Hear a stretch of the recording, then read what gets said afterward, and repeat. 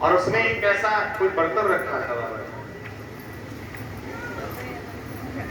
और उसने अपनी जो औजार होता है एक मुर्गे को लिया और ऐसे उसकी गर्दन काट कर उस बर्तन में तुरंत डाल दिया। वो फड़फड़ाया पूरी तरह से और वो बर्तन को दबा लिया। मुझे लगा उस दिन मैंने कहा चिंता ना करो, एक दिन तुम भी किसी हालत में तुम्हारे भी सर कट जाएगा, सर अलग पड़ा होगा, तुम्हारा धड़ पड़ा रहा होगा, तब कोई बचाने वाला नहीं।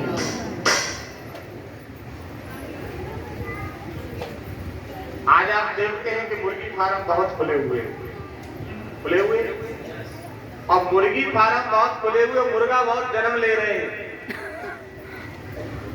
और बेटे का जन्म लेने के लिए अब मंगत मांगनी पड़ रही है। पहले 10-10 बच्चा थे, 5-5 बेटा जन्म लिया करते थे। आज एक टेनिया मोनिया हो जाए बहुत बड़ी बात है।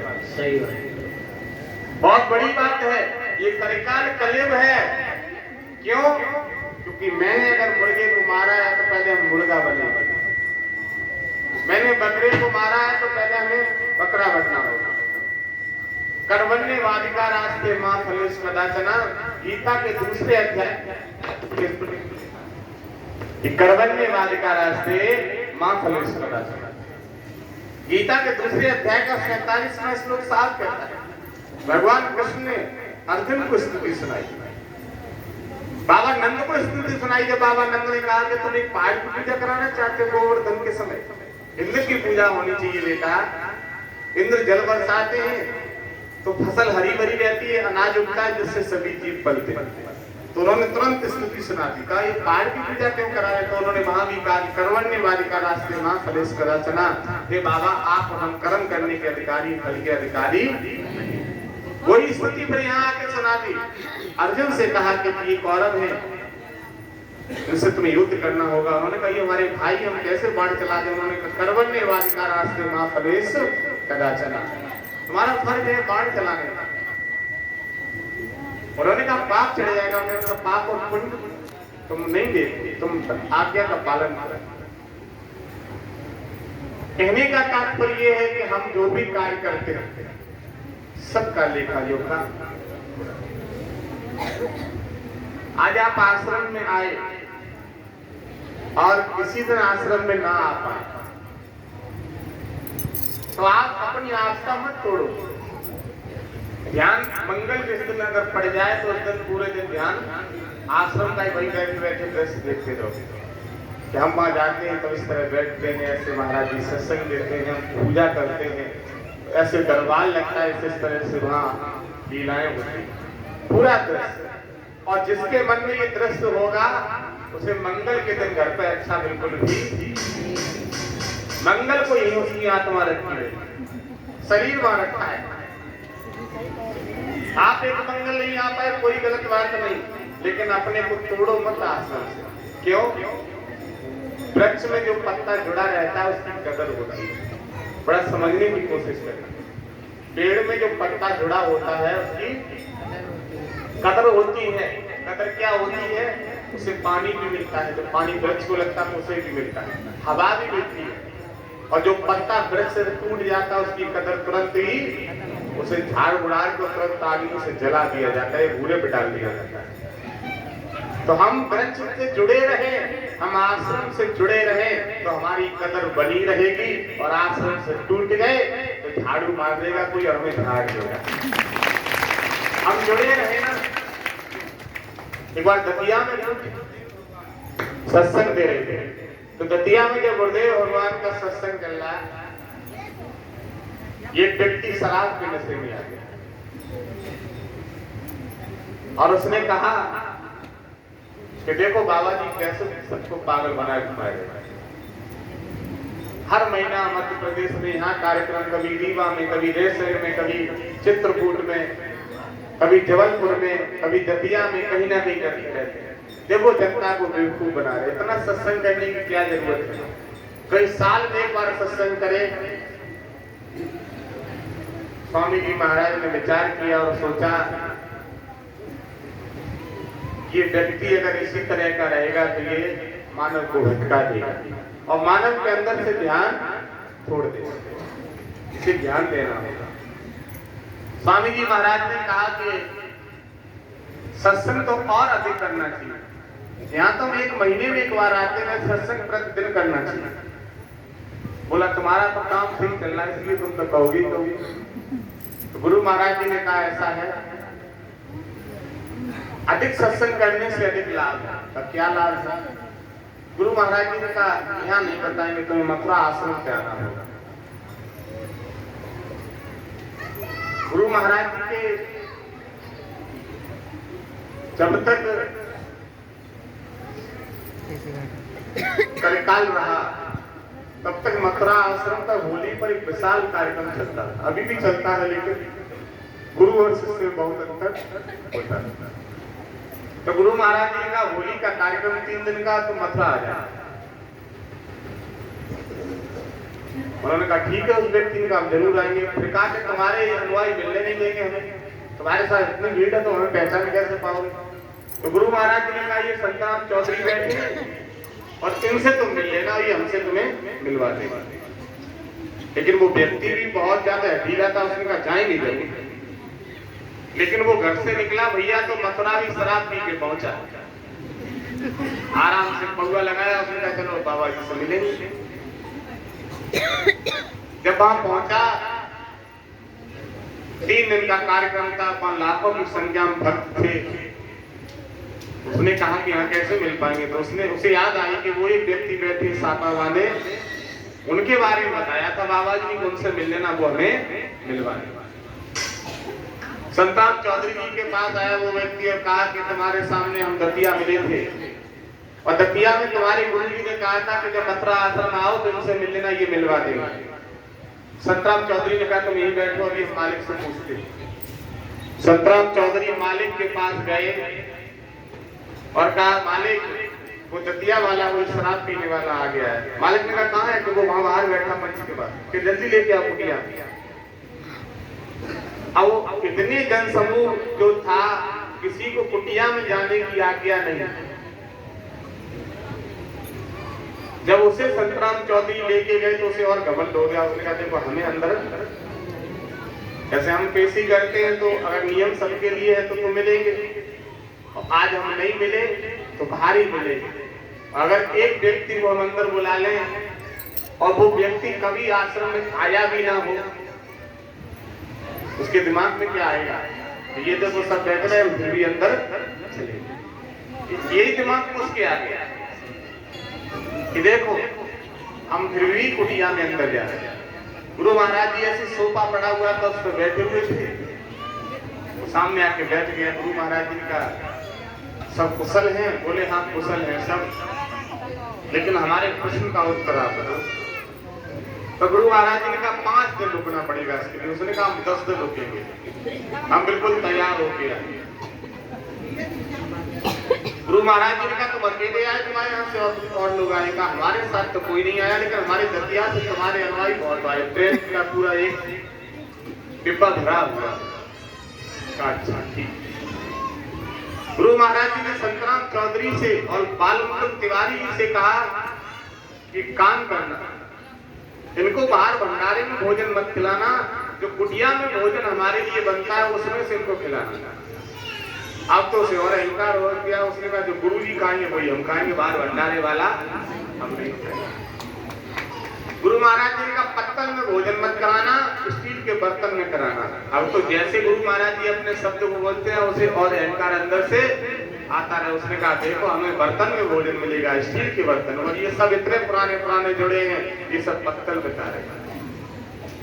फिर गुरु महाराज जी ने कहा संतराम चौधरी ये जिस बर्तन में भोजन करें इनको बर्तन धुलने मत देना। अब तो उसने और अहंकार, उसने कहा हमारा बर्तन धुलने वाला भी दूसरा कोई होगा बताओ, हमें धुलने भी नहीं दिया। गुरुदेव भगवान बहुत लीला करने वाले थे। गुरुदेव भगवान ने कहा कि बर्तन धुलने मत देना। कि ठीक। संध्या हुई, शाम को भंडारे का प्रसाद बना। गुरु महाराज जी की कुटिया में उस समय भोजन की सेवा किया करते थे। आज वो हम लोगों के बीच में नहीं है। जहाँ भी हो गुरु महाराज जी की कृपा सबकी आत्मा को शांति मिलनी चाहिए। जिनका नाम था के मिश्रा। तो के मिश्रा जी उस समय गुरु महाराज जी की भंडारा बनाया करते थे और बहुत लगन भाव से के मिश्रा जी प्रसादी बनाते थे। के मिश्रा जी ने प्रसादी बनाई। प्रसादी बनाने के बाद गुरु महाराज जी के पास प्रसादी पहुंची, और जब गुरु महाराज जी के पास प्रसादी पहुंची भैया, तो जैसे गुरु महाराज जी के पास प्रसादी पहुंची तो गुरु महाराज ने वो प्रसादी को भोग के रूप में ले लिया, और उसके बाद कहा कि अब जाओ और उसी को प्रसादी ग्रहण करा। के मिश्रा जी ने बाल मुकुंद तिवारी संतराम चौधरी से कहा कि उनको भोजन करा दो। बुलाया और उसे बैठा के प्रसादी ग्रहण कराई। जैसे वो हाथ धुलने वाला था वैसी थाली ले ली के थाली में धुलना मालिक का मना। कहा ठीक है तो ले जाओ। शाम को वो थाली गुरु महाराज जी ने धुलने ही नहीं दी, का ऐसी रख दो। अब उसमें सब्जी वगैरह लगी हुई थी, ऐसी रखवाली। प्रातः काल भोर हुआ। भोर के समय फिर से के मिश्रा जी अपना भंडारा बनाना शुरू किया। 11 बजे भोग लगता था। 11 बजे जैसे ही भोग का समय हुआ, गुरु महाराज जी की कुटिया में भोग पहुंचा। गुरु महाराज जी ने कहा उनको भी उसे भी जाके खिलवा दो। वहां भी प्रसाद परोसा गया। उस व्यक्ति ने फिर से प्रसाद ले लिया। फिर वो थाली धुली नहीं थी, फिर वो उसमें सब्जी लगी। फिर शाम हुई, फिर इसी तरह हुआ। जैसे दूसरे दिन का सुबह हुआ भैया, दूसरे दिन का सुबह हुआ तो गुरु महाराज जी ने लगभग 20 पुराने सत्संगियों को बुलाया और कहा चलो आज तुम्हें लीला दिखाते हैं। गुरु महाराज जी आके वहीं खड़े हो गए जहां उस व्यक्ति को भोजन कराना था। बैठ गया।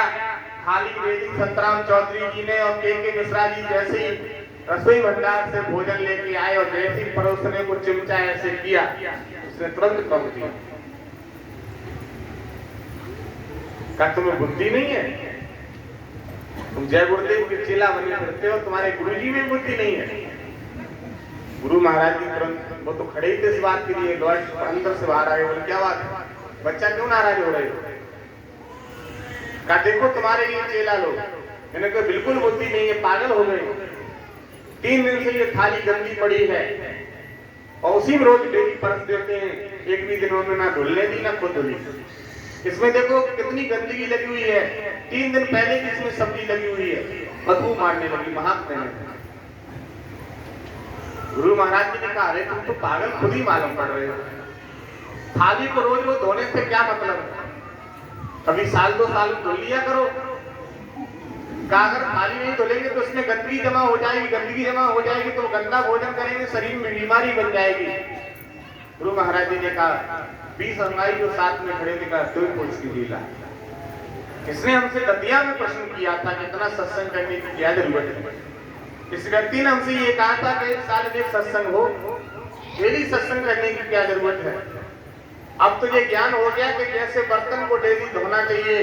बर्तन में गंदा लगा हुआ भोजन शरीर में हमारे बीमारी बना देगा।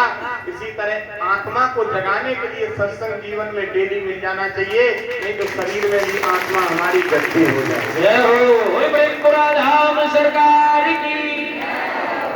गुरुदेव भगवान ने कहा आत्मा गंदी हो जाएगी, आत्मा गंदी होगी, मन गंदा हो जाएगा, हमें संसार गंदा दिखाई देने लगेगा। हर किसी के अंदर हमें कमी दिखाई देने लगेगी। और हम जब स्वयं अच्छे हो जाएंगे, बुद्धि हमारी पवित्र होगी, तो हमें दुनिया अच्छी दिखाई देने लगेगी। इसलिए जीवन में सत्संग बहुत जरूरी है और जितना मिल जाए उतना कम है। जैसे बर्तन को, कितने लोग हैं जो डेली बर्तन धुल के भोजन करते हैं? कोई दतिया वाले की तरह तो नहीं है। अब डेली बर्तन धुल के भोजन करते हैं मैया और भैया, तो डेली हमारे शरीर रूपी बर्तन को भी सत्संग से साफ करना है। लोग अपनी ससुराल वगैरह के रिश्तेदारी, नई रिश्तेदारी जाके तो बड़ा मेकअप करके जाते हैं, शरीर को बड़ा सजा के जाएंगे ना, कॉस्मेटिक के व्यंजन लगाए। शरीर का श्रृंगार करने से रिश्तेदार प्रसन्न हो जाएगा, पति प्रसन्न, पत्नी प्रसन्न, पिता प्रसन्न, पुत्र प्रसन्न, ये संसार के मानव प्रसन्न हो जाएंगे शरीर का श्रृंगार करने से। लेकिन आत्मा का श्रृंगार करने से परमात्मा प्रसन्न हो जाएगा। शरीर का श्रृंगार कॉस्मेटिक के व्यंजनों के द्वारा होता है, आत्मा का श्रृंगार हमारा भजन के द्वारा होता है। भजन आत्मा के लिए बहुत जरूरी है। वो स्वामी जी ने रामचरितमानस को लिखा तो उसने पहले ही समय लिख दिया क्या कि बिन सत्संग विवेक न होई और राम कृपा बिन सुलभ ना सोई। बिना सत्संग के विवेक नहीं है। जीवन हमारा देखो,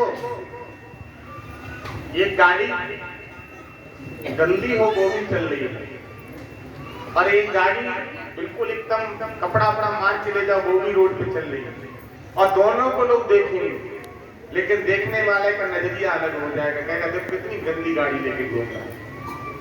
और उस गाड़ी को देखिएगा कहेगा गाड़ी तो बहुत साफ रखते हैं ये, जब गाड़ी इतनी साफ है तो उसमें बैठने वाला कितना साफ है।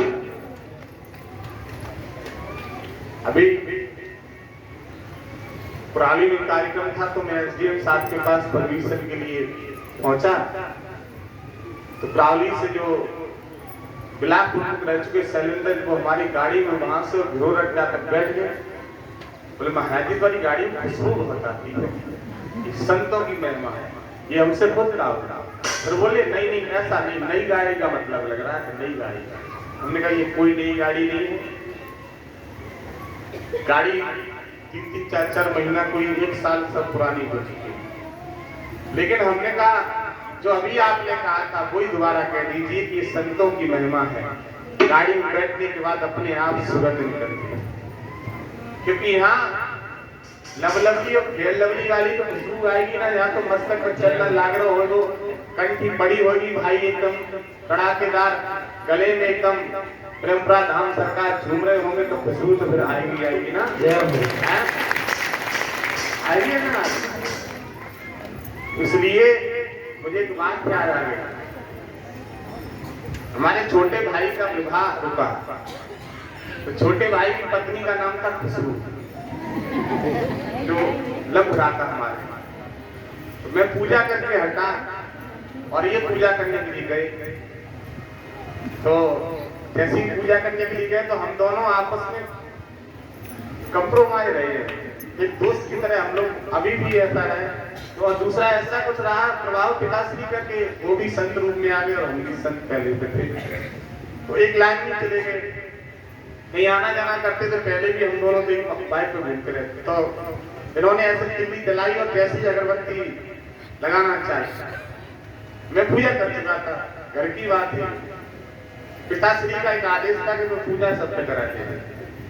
तो मैंने एक बात कही, मैंने कहा लगा दो खुशबू नाम की अगरबत्ती।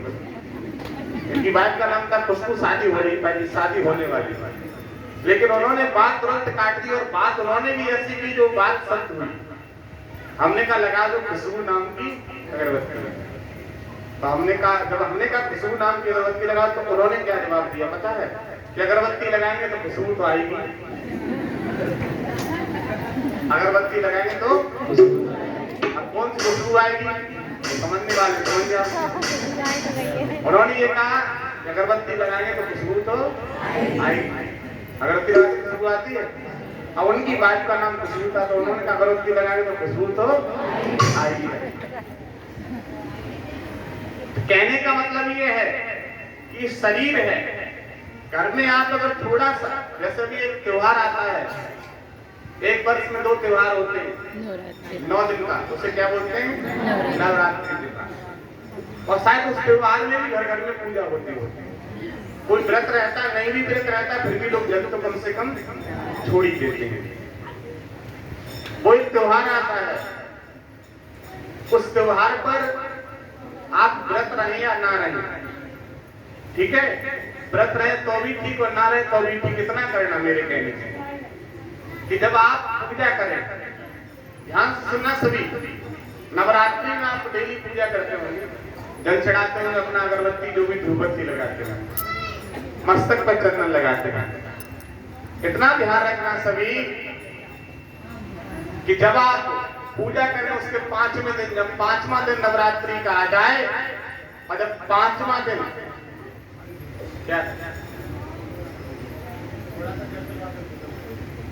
थोड़ा सा जल लेके किसी के मुंह में डाल दिया, मदन गोपाल या कोई सुरेश वगैरह दे दो उसे, उधर दे जाके बैठा लो। तो क्या कर रहा था,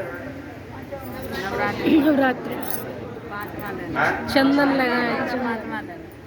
हाँ, नवरात्रि का जब 5वां दिन आता है, अरे भैया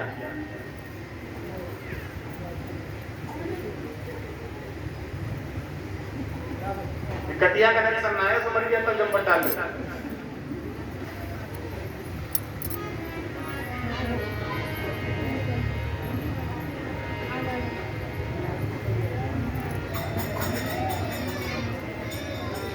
आप यहाँ से उधर ले जाए, हमने बताया उधर बैठा ले, वही घर पिलवा ले, बच्चे को ले जाके आना खड़ी रहे। आप वहीं आ जाइए सभी लौट के, इधर उधर ना जाइए। नवरात्रि का 5वां दिन, कौन सा दिन? पीछे आवाज आ रही है? मैं आपको प्रैक्टिकल बता रहा हूँ, करके देखना। नवरात्रि के 5वां दिन जब आ जाए, जब पूजा कर लो, अपना एक फोन लेना।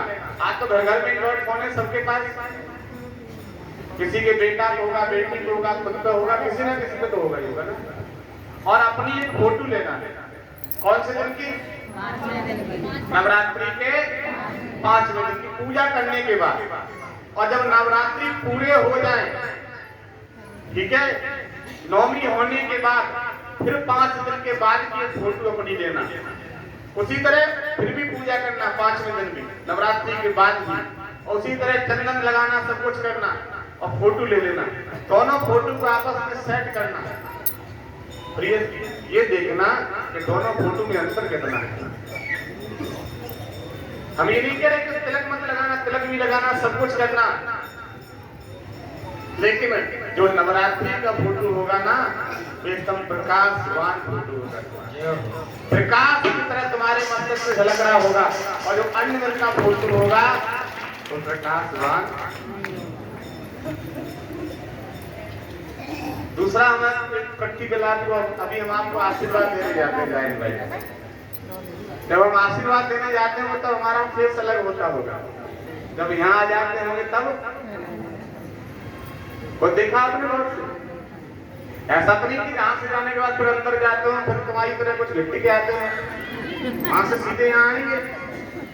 लेकिन ये कुछ ना कुछ उस जगह चलनी, उस आद शक्ति का चमत्कार हर मानव में होता है। मानव लेना नहीं चाहता, मानव लेना नहीं चाहता, हर किसी के पास।